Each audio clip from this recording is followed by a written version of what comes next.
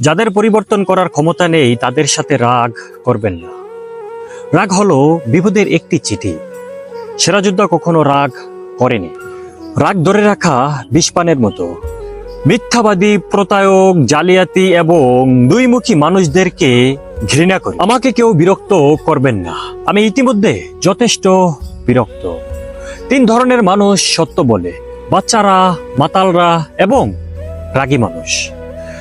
আপনি যখন রাগ করবেন তখন আপনি কোনো কিছুই করবেন না, কারণ আপনি তখন সবকিছুই ভুল করবেন। মানুষের ঘুমানোর আগে তার রাগ ভুলে যাওয়া উচিত। কারো ধৈর্য কেউ পরীক্ষা করতে যেও না। কেউ যদি ধৈর্য হারিয়ে ফেলে তাহলে তুমি ধৈর্যশীল হয়ে যাবে। রাগ কেবল মূর্খদের বুকেই থাকে। রাগে যা শুরু করে তা শেষ হয় লজ্জা দিয়ে। রাগের সর্বোত্তম উত্তর হলো নীরবতা। আপনার রাগের জন্য আপনাকে কেউ শাস্তি